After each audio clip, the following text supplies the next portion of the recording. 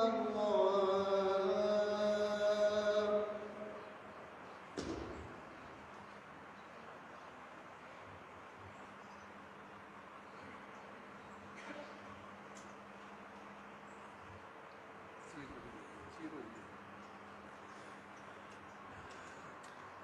الحمد لله، الحمد لله ثم الحمد لله. الحمد لله الذي هدانا لهذا الدين القويم، وما كنا لنهتدي لولا أن هدانا الله، وما توفيقي ولا اعتصامي إلا بالله، فهو حسبنا ونعم الوكيل. وله الحمد أن هل علينا هلال شهر ذي القعدة، شهر الله الحرام. اللهم فكما سألك عبدك ونبيك عليه الصلاة والسلام، فإنا نسألك هذه الساعة، فنقول اللهم اجعله هلال يمن وإيمان وسلم وإسلام وخير ورشد. اللهم كما سألك عبادك الصالحون، اللهم كما أريتنا أوله فأرنا آخره وأنت راض عنا.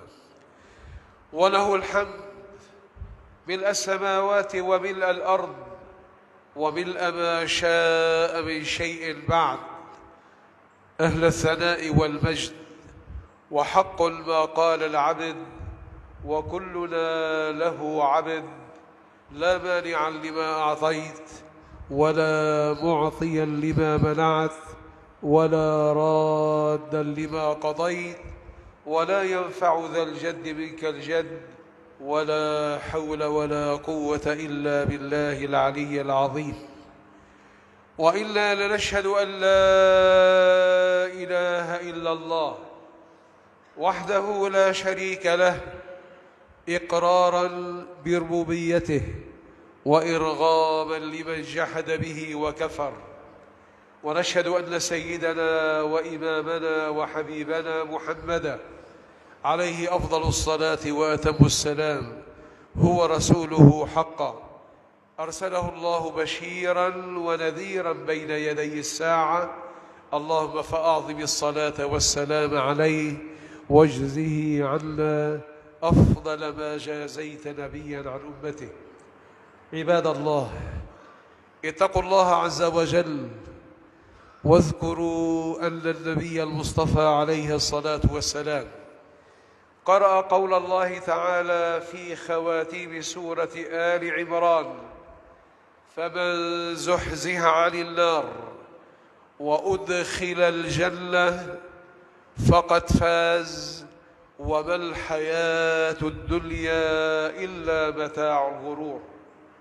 ثم قال المصطفى عليه الصلاة والسلام مخيرا لكم ولهذه الأمة: من أحب أن يزحزح عن النار ويدخل الجنة فلتأته منيته وهو يؤمن بالله، وليحب للناس ما يحبه لنفسه. حفظنا الدرس. كل واحد حابب أن يزحزح عن النار، ما بتدخل النار أبد، وتكون من أهل الجنة، فليكن ختام عمركم بعد عمر طويل إن شاء الله مع العافية أن يكون فينا ركنان: الإيمان بالله، وأن نحب للناس ما نحبه لأنفسنا. اللهم اجعلنا منهم يا أرحم الراحمين. أما بعد، إخوة الإيمان والإسلام، فها هو شهر ذي القعدة قد أهل على أمة الإسلام، أمة القرآن، أمة النبي عليه الصلاة والسلام. وفي طياته نقرأ قول الله تعالى: وواعدنا موسى 30 ليلة وأتممناها ب10. الله واعد نبيه موسى كليمه 30 ليلة. قال ابن عباس رضي الله عنهما: إنما هو شهر ذي القعدة، وأتممناها ب10، أي ب10 ذي الحجة، 40 يوما. هذه الأيام المباركات التي يعيشها أهل الإيمان وأهل القرآن بصفاء القلوب وطهارة الأرواح وزكاة الأنفس. وما أحرانا جميعا إخوة الإيمان أن نفقه ثقافة الروح وثقافة القلب وثقافة النفس، لا أن يتوقف علمنا على علم دنيا فانية. إن الله رزقنا القلوب، هذه القلوب التي تتحدث عن الله وتتصل بالله عز وجل، هذه القلوب التي ذم الله أهل الشرك. لهم قلوب لا يفقهون بها، ولهم آذان لا يسمعون بها، ولهم أبصار لا يبصرون بها. ماذا سماهم القرآن؟ قال: أولئك كالأنعام، نسأل الله العافية، بل هم أضل سبيلا. إن الذي ليس له قلب يعي عن الله ويأخذ عن الله. ولذلك نرى الله عز وجل يقول لقارئي القرآن: إياك يا قارئ القرآن أن يكون قلبك مقفلا وأنت تقرأ القرآن. أما تقرأ قولي يا قارئ القرآن أم على قلوب أقفالها؟ لماذا قفل القلب؟ القلب يقفل بالمعاصي وبالغفلات وبالشهوات وبالوقوع بالخطيئات. هذا القلب عندما قال لكم المصطفى صلوا عليه أفضل الصلاة وأتم السلام: أعرف مضغة في الجسد. انظر إلى أعضاء جسدك، كم من مضغة فيه. أما الرسول إلى أين صوب؟ قال: أعرف مضغة في الجسد إذا صلحت صلح سائر الجسد، وإذا فسدت فسد سائر الجسد، ألا وهي القلب. وإن الأعضاء لتخاطب اللسان كل صباح فتقول: إنما نحن بك، فإن استقمت استقمنا، وإن اعوججت اعوججنا.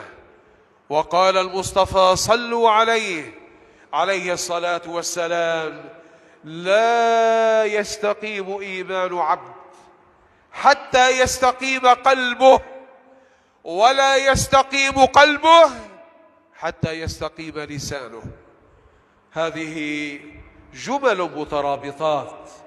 عندما تريد إيمانا صحيحا يقينيا يجب أن يكون قلبك معلق بالله. وهذا القلب قال المصطفى أيضا عليه الصلاة والسلام: لسان المؤمن من وراء قلبه، أي لا يمكن أن يتحدث بكلمة إذا كان مؤمنا إلا وقلبه حاضر مع الله. هذه القلوب جاء وقتها في شهر ذي القعدة، شهر الله الحرام، عندما قال ابن عباس رضي الله عنهما أن الحسنات والسيئات تضاعف لصاحبها في الأشهر الحرم.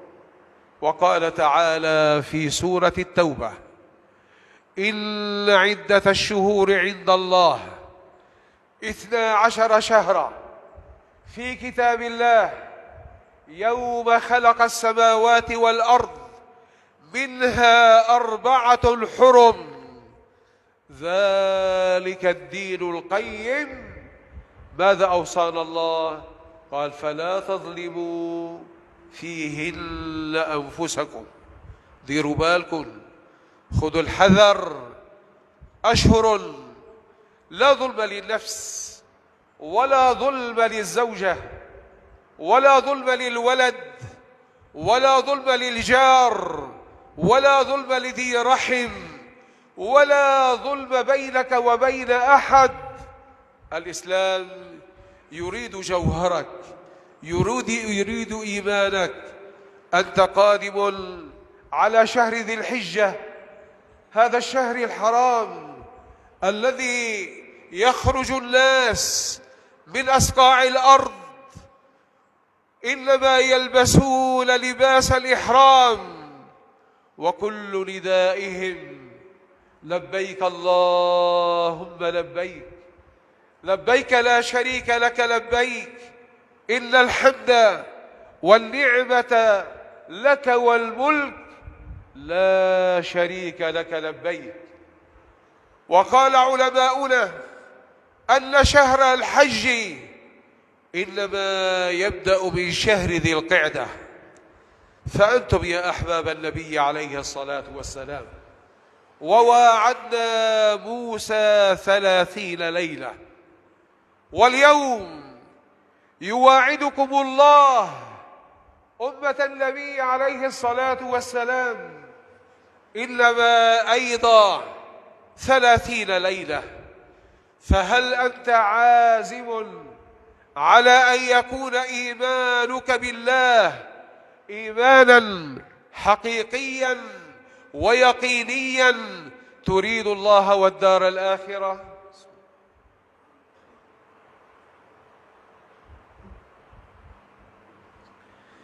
فإذا كان لك وعد مع الله فهل أنت تؤدي الوعد مع الله؟ لو وعدك أحد من البشر لربما لوفيت له، ولكن أشد الوفاء بالوعد ما قاله ربي في صدر سورة المائدة: يا أيها الذين آمنوا أوفوا بالعقود. وقال علماء التفسير: العقود والعهود واحدة، أي أن الله تعالى يقول لك الساعة أوفي بعهدي وأوفي بوعدي. فما هو الوعد بيننا وبين الله عز وجل؟ أن تكون قلوبنا سليمة، كما قال تعالى في سورة الشعراء: قال إلا من أتى الله بقلب سليم. قلبك يا عبد الله سليم من الأهواء، وسليم من الغفلات، وسليم من الشهوات، وسليم من الأحقاد، وسليم من الحسد، وسليم من الضغائن، وسليم من العجب. ورحم الله أبا حامد الغزالي لما كتب كتابه الإحياء، إحياء علوم الدين، ختمه في الجزء الرابع بأمراض القلب. والقرآن الكريم افتتح سورة البقرة في الصحيفة 2 منها ببيان مرض القلب، فقال تعالى: في قلوبهم مرض، نسأل الله العافية، فزادهم الله مرضا ولهم عذاب أليم بما كانوا يكذبون. في قلوبهم مرض، هذا المرض إنما هو لأهل النفاق وليس لأهل الإيمان، وليس لأهل القرآن، وليس لهذه الأمة المحمدية التي جاءها رسول الله عليه الصلاة والسلام ليجعلها جميعا كما قال صلى الله عليه وسلم: ترى المؤمنين في توادهم وتراحمهم وتعاطفهم كمثل الجسد الواحد، إذا اشتكى منه عضو تداعى له سائر الجسد بالسهر والحمى. النبي المصطفى صلوا عليه يريدكم لا أن نقول جسما واحدا، ولكن روحا واحدة، روحا متألقة بالتوادد، بالتراحم، بالتعاطف، حتى تكونوا كالجسد الواحد. هل نحن هكذا اليوم؟ أين أنت وأهلك؟ أين أنت وجيرانك؟ أين أنت وأولادك؟ أين أنت وكل من يحيط بك؟ هل يا ترى نحن اليوم نفقه عن الله عز وجل ونفقه عن النبي المصطفى عليه الصلاة والسلام؟ يا أحباب سيدي رسول الله، علينا أن نعطي اهتماما للقلوب، وحتى تكون هذه القلوب مطمئنة أعطاك الله مادة واحدة في قرآنه العظيم، قال: ألا بذكر الله تطمئن القلوب. اذكروا الله عز وجل، اذكروه واحمدوه، اذكروه واشكروه، وكونوا دائما في دوحة الذاكرين المستأنسين بالله، الذين يريدون في هذه الحياة أن يكونوا كما أرادهم الإسلام. قال تعالى في سورة الأنبياء: وأن هذه أمتكم أمة واحدة وأنا ربكم فاعبدون. هذه الأمة أمة الإسلام، أمة القرآن، يشهد لنا ربنا ويريدنا في سورة الأنبياء. وأن هذه الأمة، ماذا يا رب؟ قال: أمة واحدة.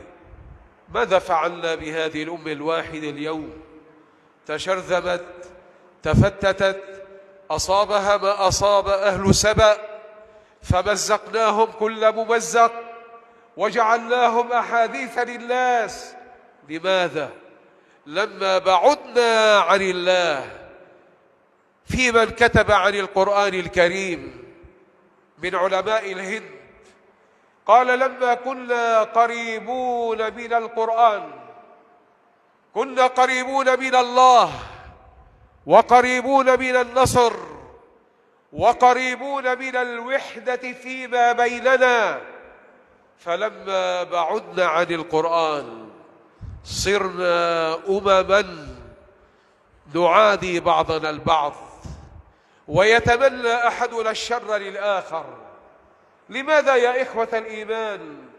انظروا إلى ما قاله الشاعر العراقي: قد حوى القرآن نورا وهدى، فعصى القرآن من لا يعقل. قل لأمة، هذه الأمة ماذا صار لها؟ نكثت عهدها ونكثت قرآنها اليوم إلا ما رحم ربي. قل لأمة نبذوا أحكامه، أي القرآن، ما لكم مما نبذتم بدل. تركتم القرآن لماذا؟ ماذا قرأتم عن الآخرين؟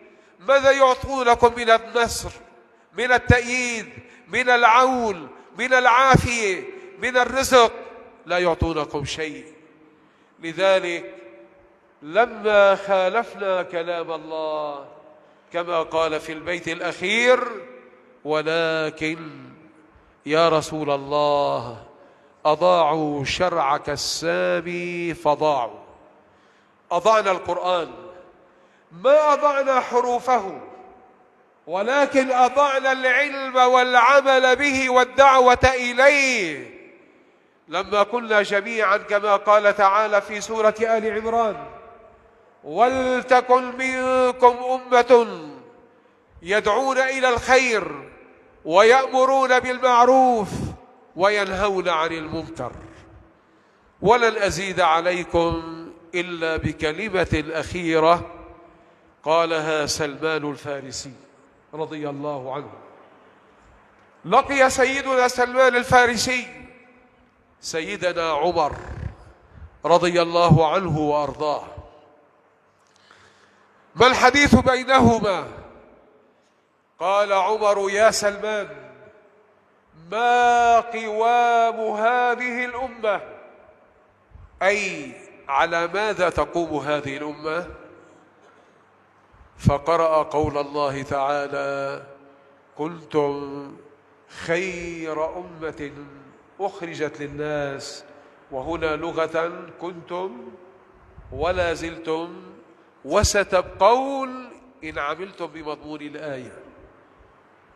كنتم خير أمة أخرجت للناس تأمرون بالمعروف وتنهون عن المنكر وتؤمنون بالله. اللهم إنا نسألك في هذا الجمع المبارك يا رب أنت في يوم تستجيب لنا فيه الدعاء، هكذا أمرنا المصطفى عليه الصلاة والسلام. اللهم ردنا إلى ديننا وقرآننا ردا جميلا. اللهم لا تشقي من مجلسنا هذا أحدا ولا تخزي منا أحدا. اللهم وكما سألك عبدك ونبيك المصطفى عليه الصلاة والسلام، اللهم اجعل القرآن العظيم ربيع قلوبنا ونور صدورنا وذهاب همنا وحزننا. اللهم ذكرنا من القرآن ما نسينا وعنا على تلاوته آناء الليل وأطراف النهار ولا تجعلنا من الغافلين. أقول قولي هذا وأستغفر الله لي ولكم، فيا فوزا للمستغفرين. استغفروا الله تعالى.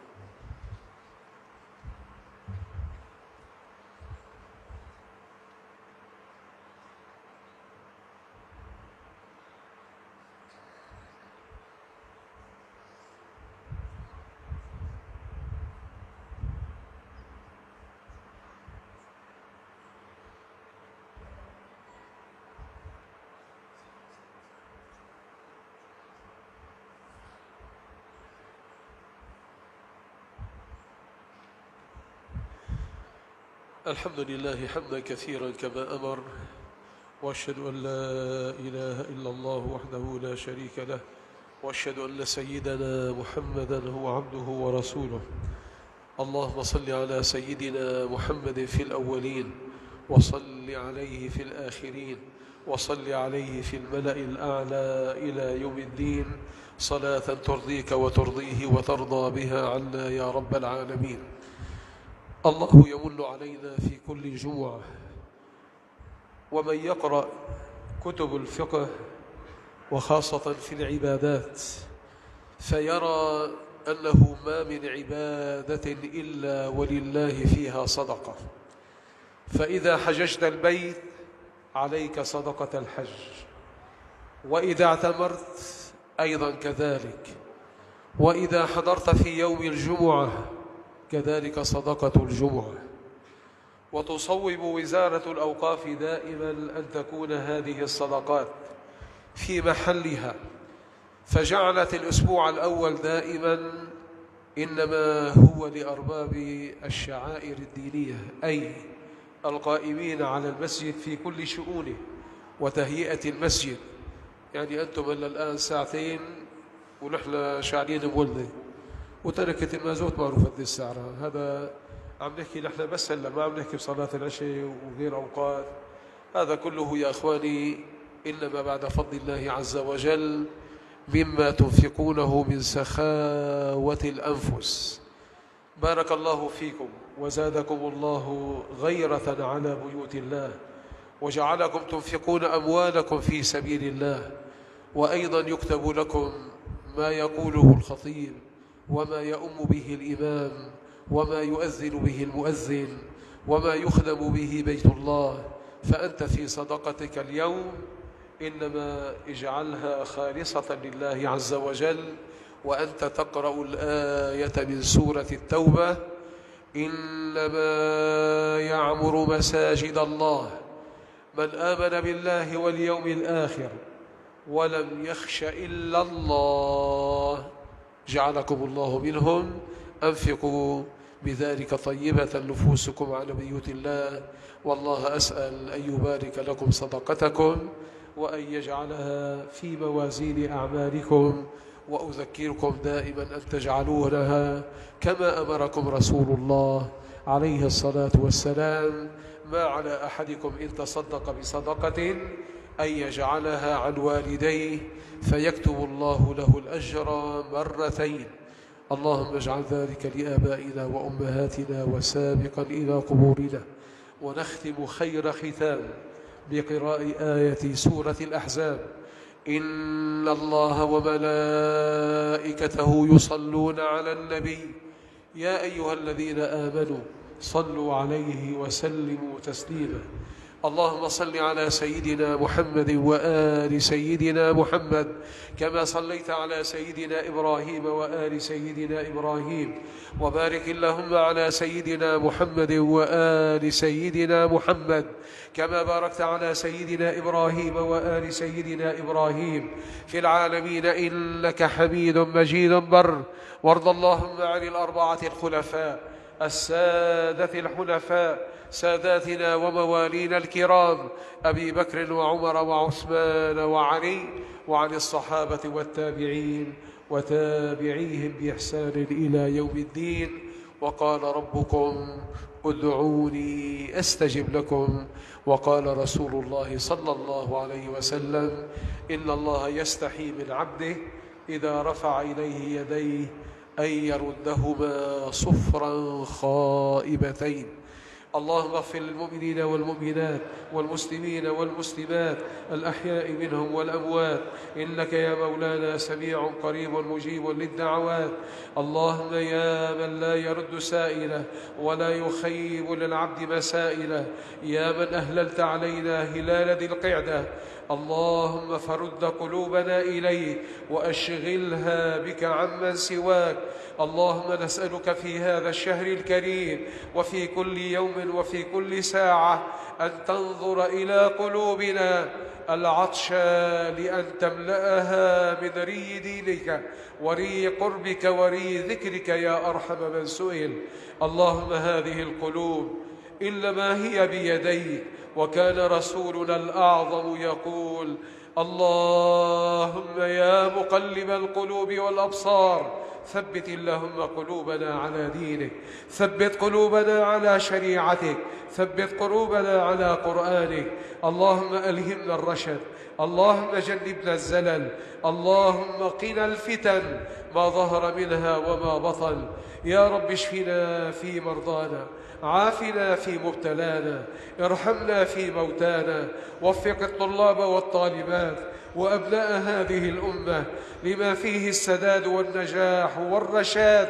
اللهم أقر عيون الإسلام بهم، وأقر عيون آبائهم وأمهاتهم بهم.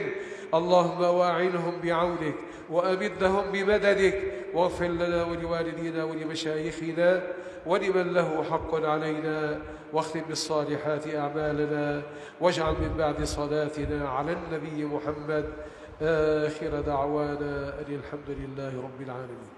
عباد الله، اتقوا الله، إن الله يأمر بالعدل والإحسان وإيتاء ذي القربى وينهى عن الفحشاء والمنكر والبغي يعظكم لعلكم تذكرون. أقم الصلاة، إن الصلاة تنهى عن الفحشاء والمنكر، ولذكر الله أكبر، والله يعلم ما تصنعون.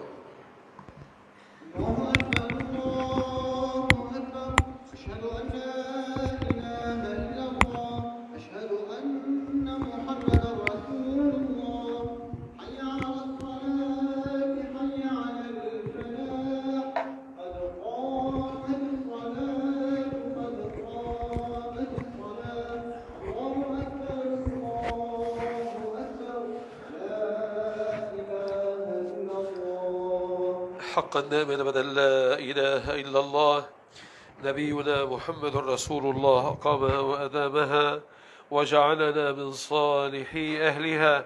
اللهم أحسن وقوفنا بين يديك ولا تخزنا يوم العرض عليك. نستغفرك مولانا ونتوب إليك. استقيموا اعتدلوا، استقيموا ولا تختلفوا، يرحمني ويرحمكم الله.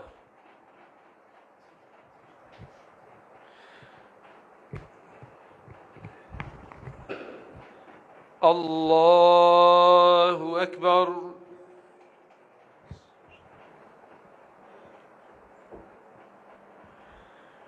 بسم الله الرحمن الرحيم. الحمد لله رب العالمين، الرحمن الرحيم، مالك يوم الدين، إياك نعبد وإياك نستعين، اهدنا الصراط المستقيم، صراط الذين أنعمت عليهم غير المغضوب عليهم ولا الضالين.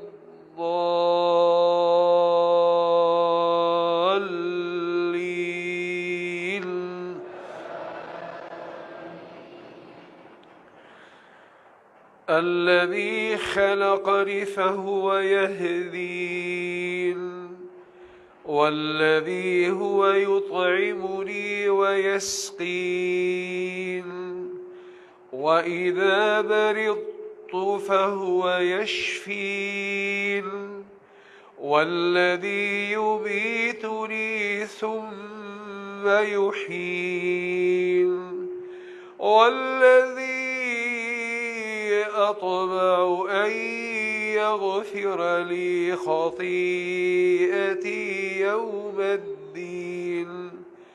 رب هب لي حكما وألحقني بالصالحين. الله أكبر.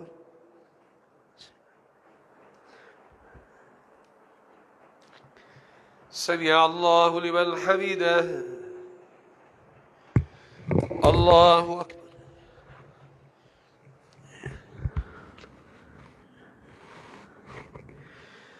الله أكبر. الله أكبر.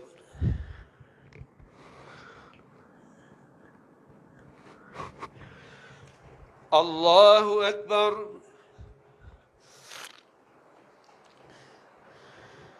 بسم الله الرحمن الرحيم. الحمد لله رب العالمين، الرحمن الرحيم، مالك يوم الدين، إياك نعبد وإياك نستعين، اهدنا الصراط المستقيم، صراط الذين أنعمت عليهم غير المغضوب عليهم ولا الضالين.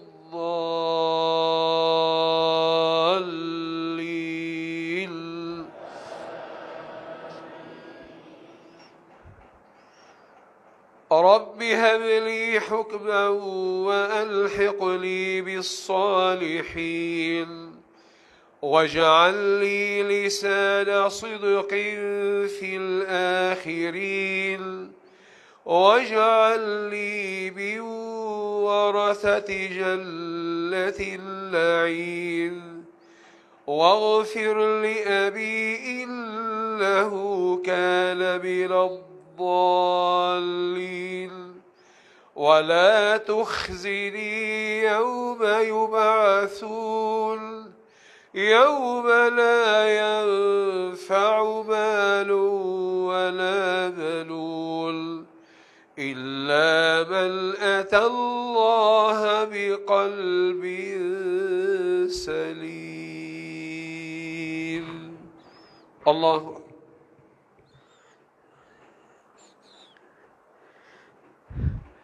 سمع الله لمن حمده.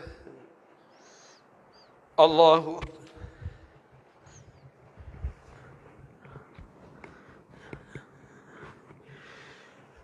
الله أكبر.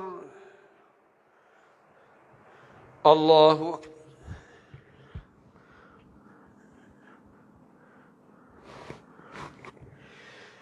الله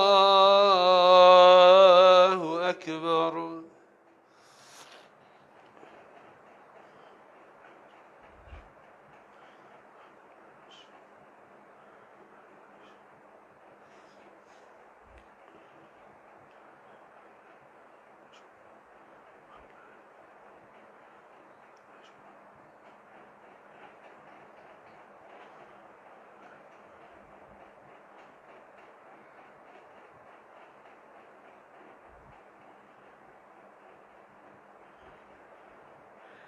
السلام عليكم ورحمة الله.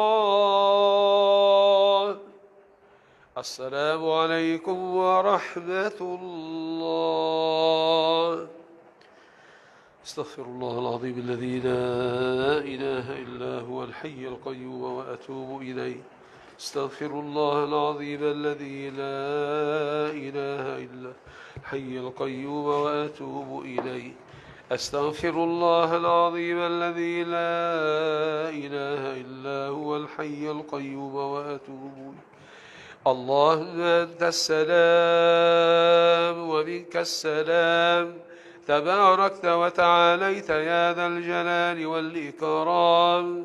سمعنا وأطعنا، غفرانك ربنا وإليك المصير.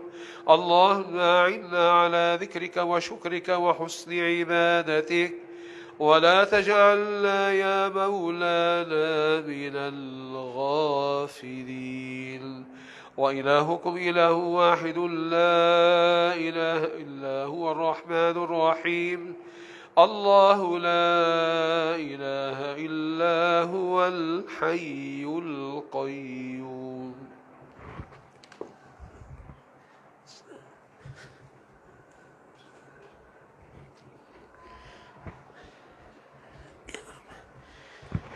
بسم الله الرحمن الرحيم. قل هو الله أحد.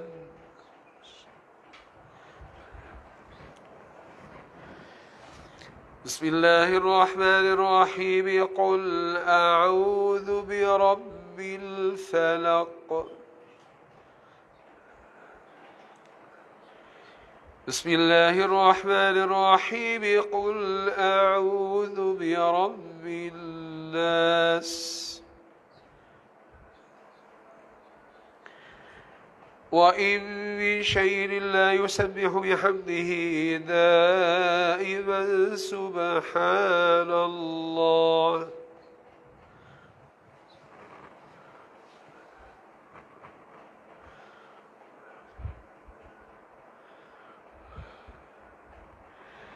يا ربنا لك الحمد دائما الحمد لله.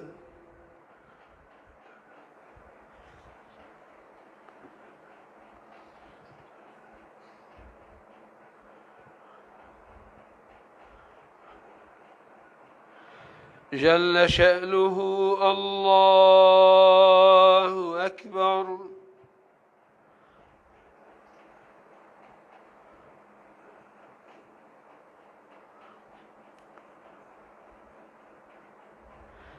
لا إله إلا الله وحده لا شريك له، له الملك وله الحمد، يحيي ويميت بيده الخير، وهو على كل شيء قدير. بسم الله الرحمن الرحيم. الحمد لله رب العالمين، والصلاة والسلام على النبي المصطفى الصادق الوعد الأمين. اللهم تقبل منا صلاتنا وركوعنا وسجودنا وأذكارنا تامة. اللهم اقسم لنا من خشيتك ما تحول به بيننا وبين معصيتك، ومن طاعتك ما تبلغنا به جنتك، ومن الرضا واليقين ما تهون علينا مصائب الدنيا. اللهم متعنا وأهلينا وأرحامنا وأزواجنا وذرارينا بأسماعنا وأبصارنا وأبداننا وقواتنا أبدا ما أحييتنا يا رب، واجعله الوارث منا، واجعل اللهم ثأرنا على من ظلمنا، وانصرنا على من عادانا يا رب. لا تجعل مصيبتنا في ديننا، ولا تجعل الدنيا أكبر همنا ولا مبلغ علمنا. اللهم إنا نتوجه إليك بحق هذه الساعة التي تستجيب فيها الدعاء، أن تغفر لآبائنا ولأمهاتنا ولأزواجنا ولذرارينا ولمشايخنا ولمن علمنا ولمن أحسن إلينا. اللهم إنهم بين يديك، اللهم فنور قبورهم، اللهم واجعلهم من أهل النظر إلى وجهك، واجعلهم في دوحة النبي المصطفى عليه الصلاة والسلام. اللهم تقبل منا الأعمال واجعلها حسنات خالصة لوجهك وهدية إلى أرواحهم، اللهم وكرامة لاسمك ولنور وجهك. يا رب ارحمنا إذا صرنا إلى ما صاروا إليه، اللهم ارحمنا جميعا إذا صرنا إلى ما صاروا إليه، اللهم ارحمنا جميعا إذا صرنا إلى ما صاروا إليه. يا رب كما سألك عبدك ونبيك عليه الصلاة والسلام، اللهم اجعل الموت خير غائب ننتظره، وصل اللهم على سيدنا محمد، واجعل آخر دعوانا أن الحمد لله رب العالمين. جزا الله عنا سيدنا محمدا صلى الله عليه وسلم ما هو أهله، جزا الله عنا سيدنا محمدا صلى الله عليه وسلم ما هو أهله، جزا الله عنا سيدنا محمدا صلى الله عليه وسلم ما هو أهله.